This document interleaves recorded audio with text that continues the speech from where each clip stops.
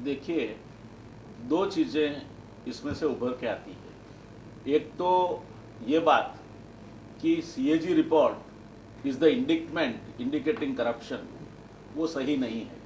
वो एक audit report है जिसपे अपनी मान्यता के अनुसार सीएजी कुछ पैराग्राफ्स लेते हैं, ऑब्जर्वेशंस करते हैं, उसके बाद वो जो रिपोर्ट है वो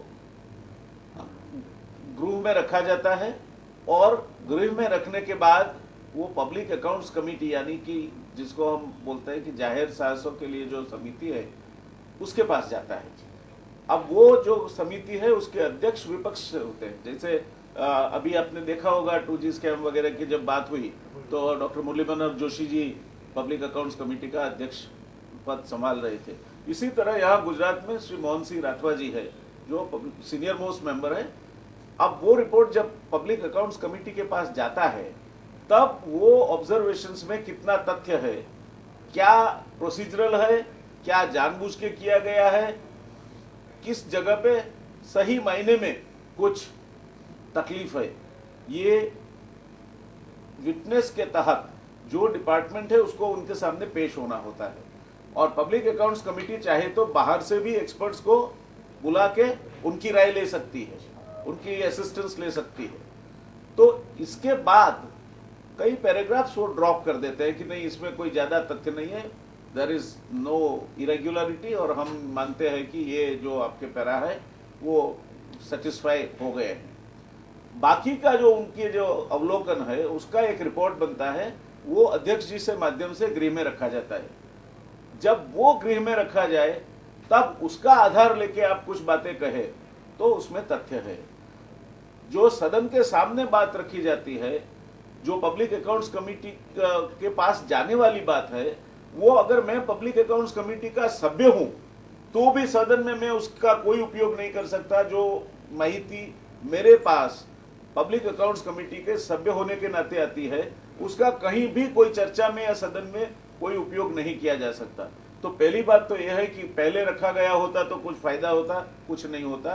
वो उसको पीएससी के माध्यम से ही आना है और पब्लिक अकाउंट्स कमेटी में आप ही के सीनियर मोस्ट मेंबर चेयरमैन है। आप इसका जो भी जिस तरह से जायजा लेना चाहे ले लीजिए, तराशे, और ठोस सबूत मिले कहीं तो फिर आप गृह के सामने आइए।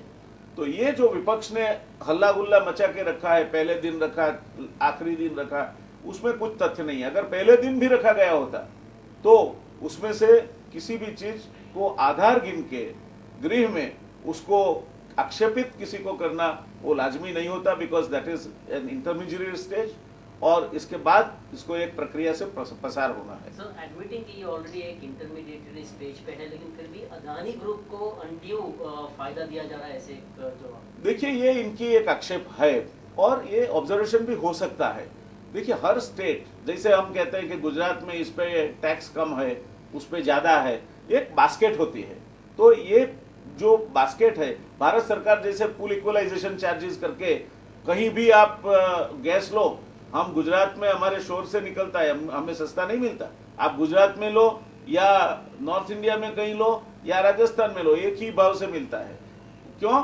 खर्चा तो वहां भी ज्यादा आता है, मगर वो पूल इक्वलाइजेशन चार्जेस की वजह से सबको एक औसत कीमत पे दिया जाता है। इसी तरह हमारी लाख मांग होने के बावजूद भी हमें जो सस्ता गैस है नहीं दिया जाता। हमें गैस काफी मात्रा में बाहर से लाना पड़ता है। बाहर से लाया हुआ गैस, आप जानते हैं कि आज रुपया की परिस्थिति क्या है, तो उसको, और हमारा जो भूमिगत गैस उपलब्ध होता है या हमारे निजी सोर्स से या अन्य सोर्स से मिलता है, ये सबको एक बास्केट में रखा जाता है और फिर उसकी औसत प्राइस निकाली जाती है। तो ये कहना कि औसत प्राइस कम थी इसीलिए किसी को फायदा हो गया, किसी को फायदा भी होगा, किसी को नुकसान भी होगा। कुल मिला के जो गैस गुजरात में यूज होती है, अगर वो नहीं किया जाए तो जो कंज्यूमर्स इंपोर्टेड गैस पे निर्भर है उनको काफी ऊंची कीमतें देनी पड़ेगी। तो ये औसत कीमत पे देने के लिए ये व्यवस्था जरूरी है और वो व्यवस्था की गई है। So will you take a question on this NHRC report that has been filed? I don't know. The question is, it was supposed to be filed about BJP government ने 10 साल 2002-2003 का रिपोर्ट है, इसलिए नहीं टेबल किया क्योंकि अगर ये रिपोर्ट टेबल होता तो एसआईटी को कंपल्सरीली मिस्टर मोदी के खिलाफ कुछ स्ट्रिंजेंट एक्शन लेना होगा। देखिए, किसी भी चीज को 3 तरह से पेश किया जा सकता है। एक तर्क होता है, एक वितर्क होता है और एक कुतर्क होता है। ये कुतर्क है क्योंकि इतने साल तक नहीं रख रही थी भारतीय जनता पार्टी की सरकारें, तो कांग्रेस सदन में ध्यानाकर्षण नोटिस के जरिए ये मुद्दा उपस्थित कर सकती थी और भी गवर्नर साहब के बाद पास जाके वो on A drop of A head किसी भी आवेदन पत्र दे आते हैं, वो भी रास्ता उनके लिए खुला था। मैं कांग्रेस से पूछना चाहूंगा कि आप क्यों चुप बैठे थे? अगर आपके तर्क में कोई तथ्य है तो आप आज तक क्यों चुप बैठे थे? और जहां तक मानव अधिकार के हनन की बात है, आप अपने राज्यों को देखिए, वहां कितने मानव अधिकार का हनन होता है, जाके आंध्र प्रदेश में देख कर आइए।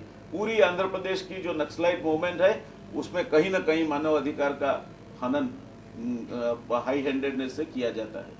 तो कांग्रेस अपने राज्यों में जो चलता है वो अपने गिरेवा में पहले जाके, जहां तक गुजरात का सवाल है, हमने कुछ गलत नहीं किया, ये सरकार कुछ छिपाने वाली सरकार नहीं है।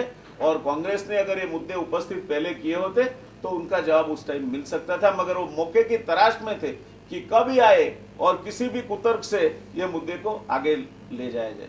तो इसमें कोई तथ्य नहीं।